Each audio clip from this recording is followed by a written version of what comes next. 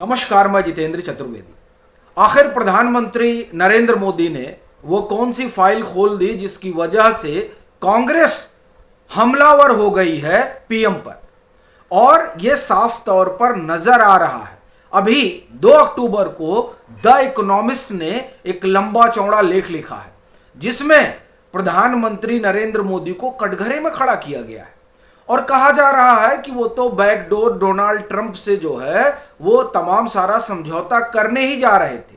उन्होंने Donald Trump से कह भी दिया था कि आप परेशान मत होइए, हम सब जो आप जो बात कर रहे हैं हम सब मान लेंगे, बस आप जो है शोर मत मचाइए।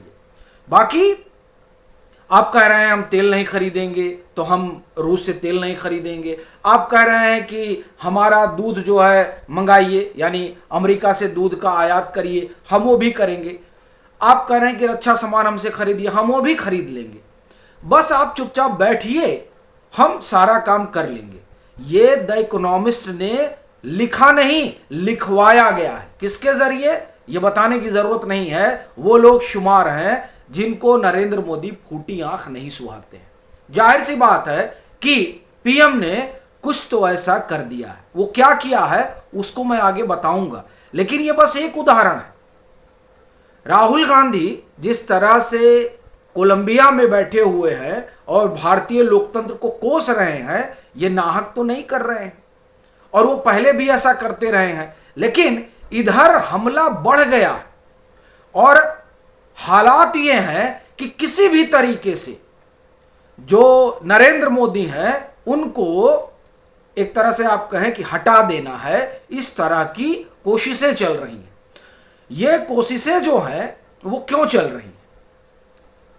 ऐसा क्या नरेंद्र मोदी ने कर दिया? भाई, चुनाव जीत कर वो आए हैं, जनता ने उन्हें जनादेश दिया है, जिस जनादेश को कांग्रेस वोट चोरी का नाम दे रही है, वो क्यों ऐसा कर रही है? आखिर ऐसा कौन सा आप ये कहें कि पहाड़ टूट पड़ा उनके ऊपर? और क्या वजह है कि अगर आप पिछले 2 महीने का ट्रैक रिकॉर्ड देखें तो आप पाएंगे कि कांग्रेस ने किस तरह से जी जान लगा के कोशिश की है कि नरेंद्र मोदी के खिलाफ एक माहौल बनाया जा सके, खास तौर से बिहार चुनाव के मद्देनजर। धनखड़ साहब के साथ मिलकर जो हुआ वो किसी से छिपा नहीं है। उसके बाद में 7 अगस्त को प्रेस कॉन्फ्रेंस हुई, फिर 17 अगस्त से बिहार में इन्होंने यात्रा शुरू कर दी। उसके बाद में आप आइए तो 9 सितंबर को इनको लगा कि कुछ हो जाएगा, हुआ नहीं, तो 18 सितंबर को फिर लग गए प्रेस कॉन्फ्रेंस करने में। ये सब क्या है? जाहिर सी बात है कि कुछ है जो इनको परेशान कर रहा है। वो क्या है उसी को मैं आपको एक एक करके बताता हूं।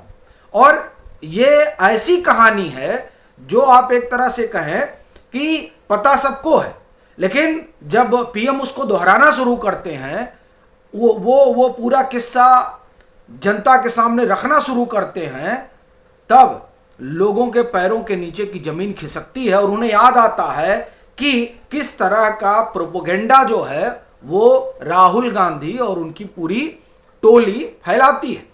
और उस प्रोपोगेंडा की एक बानगी तो अभी पीछे उनके एक मंत्री ने दी, लेकिन अभी जो आप ये कहें कि किस्सा निकल कर सामने आ रहा है वो बहुत ही सनसनीखेज है। आपने सुना होगा एक प्रोग्रेसिव अलायंस बना हुआ है। उस प्रोग्रेसिव अलायंस की बैठक हुई सितंबर में, और उस बैठक में सैम पित्रोदा सरीखे जो लोग हैं वो शामिल थे। ये जो बैठक हो रही है, ये जो प्रोग्रेसिव अलायंस है, इसका फंडिंग कौन कर रहा है? इसका फंडिंग जॉर्ज सोरोस कर रहे हैं। और ये सरकार बदलने वाली एक आप ये कहें कि मुहिम है जिसमें 144 देश के तमाम राजनीतिक दल शुमार हैं। वो राजनीतिक दल जो राइट विंग की सरकारों को देखना नहीं चाहते, तो उनके लिए ये एक महफूज प्लेटफॉर्म है जहां पर ये बैठते हैं और वहां से अभियान चलाते हैं। अब इनकी बैठक होती है और उस बैठक के बाद राहुल गांधी विदेश जाते हैं, और उनके विदेश जाने के बाद इकोनॉमिस्ट एक खबर करता है। इकोनॉमिस्ट जो द इकोनॉमिस्ट मैगजीन है, ये रॉथशाइल्ड से चलाते हैं, रॉथशाइल्ड जो है वो अहमद सेन के जो है संबंधी हैं, और अहमद सेन किस तरह से खार खाए बैठे हुए नरेंद्र मोदी सरकार से, ये बताने की जरूरत नहीं है। और रॉथशाइल्ड भी बड़ा खुश नहीं है नरेंद्र मोदी की सरकार से, क्योंकि जो नोटबंदी हुई थी उस नोटबंदी की वजह से रॉथशाइल्ड को बड़ा नुकसान हुआ था। यही वजह है कि रॉथशाइल्ड जो है वो बड़ा आप ये कहें कि नरेंद्र मोदी की सरकार को लेकर सहज नहीं रहता है। इसीलिए जब जब आप ये कहें कि तोप घुमाई जाती है तो उसमें द इकोनॉमिस्ट की बड़ी भूमिका होती है। तो अब ये सब जो लिखा गया, ठीक है, ये क्यों लिखा गया? क्योंकि साहब एक योजना चल रही है। अब उस योजना में ये सारी चीजें निकलकर बाहर आ रही हैं। जब ये चीजें निकलकर बाहर आ रही हैं तो क्यों बाहर लाई जा रही हैं, क्यों इस तरह से हमला किया जा रहा है? क्योंकि एक तो ये जो इनका प्रोग्रेसिव अलायंस है ये क्या कर रहा है, जो हमने आपको बताया, ये लोगों के सामने आ रहा है। दूसरा, किस तरीके से कांग्रेस ने हिंदुस्तान की एकता, अखंडता और संप्रभुता को एक तरह से आप कहें कि विदेशी ताकतों के हाथ में रखा, इसकी कहानी बताई जा रही है। कहानी 1965 से ही शुरू हो जाती है कि कैसे तब जो है पंडित नेहरू ने अमेरिका से कहा कि साहब बचा लो, और वो किस्सा वहीं खत्म नहीं हो गया। बाकायदे बीजेपी ने अपने एक्स पर वो लंबी कहानी दर्ज करा रखी है। अब देखिए, ये कहानी यूं ही नहीं आई है, ये कहानी आई है इसीलिए नरेंद्र मोदी पर हमला बढ़ गया है। क्यों? क्योंकि जो चीजें दफन हो गई थी उसे निकालकर बताया जा रहा है कि कांग्रेस ने क्या किया है। जो आज राहुल गांधी लोकतंत्र की बात कर रहे हैं और कह रहे हैं कि नरेंद्र सरेंडर की कहानी बुन रहे हैं, उनके लिए यह जरूरी है जानना कि कैसे भोपाल गैस त्रासदी में एंडरसन को जाने दिया गया। क्यों जाने दिया गया? क्योंकि हेनरी किसिंजर ने दबाव बनाया तत्कालीन भारत सरकार पर, और तब जो तत्कालीन सरकार थी वो कांग्रेस की थी। कांग्रेस घुटनों पर आ गई और उसने भोपाल गैस त्रासदी के जो आप एक तरह से कहें कि सबसे बड़ा जो खिलाड़ी था उसमें एंडरसन, उसको जाने दिया। रुकना चाहिए था, अपने लोगों को न्याय दिलाना चाहिए था, लेकिन नहीं। फिर जो सीआईए का डीक्लासिफाइड डॉक्यूमेंट, वो डॉक्यूमेंट बताता है कि किस तरीके से 150 कांग्रेसी सांसद जो है वो सोवियत संघ के पेरोल पे थे। ये बाकायदे डिक्लासिफाइड डॉक्यूमेंट है, और इससे समझ में आता है कि कौन कहां सरेंडर कर रहा था। अब जब ये फाइल खुलेगी तो जाहिर सी बात है कि नरेंद्र मोदी पर हमला होगा, और कोशिश ये होगी कि नरेंद्र मोदी को हटा दिया जाए, क्योंकि नरेंद्र मोदी जब तक रहेंगे तब तक इस तरह की तमाम चीजें होती रहेंगी। यही नहीं, उसमें यह भी लिखा हुआ है कि इंदिरा जी का कोड नेम क्या था। फिर यह भी बता रहा है कि किस तरह से यहां पर जो पत्रकारों की उस दौर में एक पौध थी, उस पौध को सींचा जा रहा था। अभी भी सींचा जा रहा है जो लोग कांग्रेस का एजेंडा चला रहे हैं। पता चला है कि इस समय अमेरिका में विचरण कर रहे हैं, और अमेरिका में ना मालूम क्या कर रहे हैं।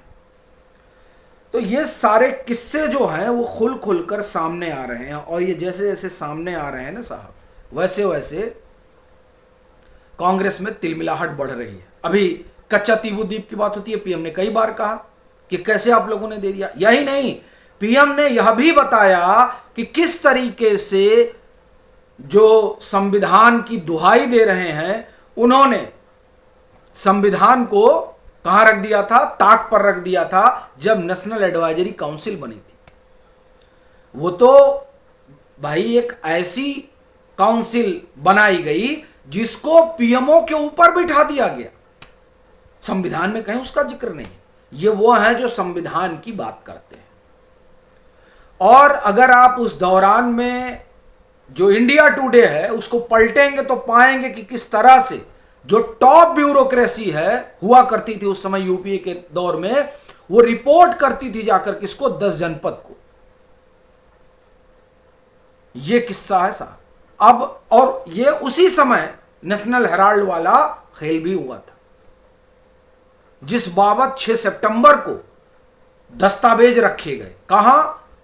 कोर्ट में ईडी ने रखे 2 दस्तावेज, और वो दस्तावेज रखे क्या कि पूरे कांग्रेसी तंत्र में हलचल मच गई और फिर बाकायदे फ्रंटलाइन ने पेज खर्च किए ये बताने में कि नहीं, ये जो नेशनल हेराल्ड का मामला है, ये मामला दरअसल पॉलिटिकली मोटिवेटेड है।